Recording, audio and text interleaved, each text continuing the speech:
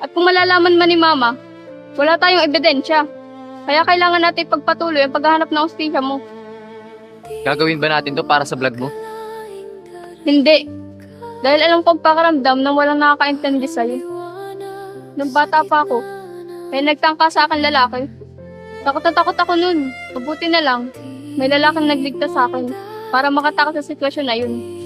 Pero hindi alam ni Mama yun. Dahil ni minsan, hindi ako nakaramdam ng pagmamahal sa mama ko. Hanggang ngayon, dala-dala ko pa rin ang takot sa puso ko. Kaya gagawin natin ang lahat para malaman kung anong nangyari sa'yo.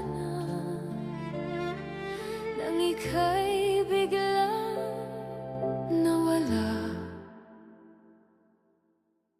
May narinig akong putok ng baril. Kaso, hindi ko alam kung saan nagmula. Nung pinuntahan ko yung lugar, wala na akong naabutan. Tapos, may bigla akong nakitang babae. Nagtanong siya kung may nakita daw ba akong lalaki. Nasabi ko wala. Tapos, umalis na siya. Ako din, umalis na din ako nun. Namumukhaan niyo po ba yung babae?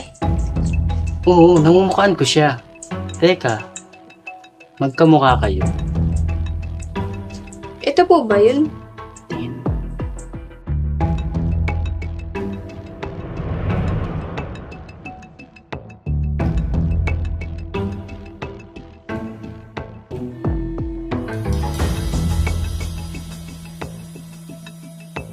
Kuya, may napansin po kayong lalaki na dumating dito.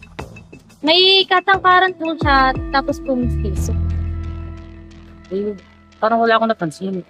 Sensya ka na. Oo, sensya ka na. Sige po, salamat.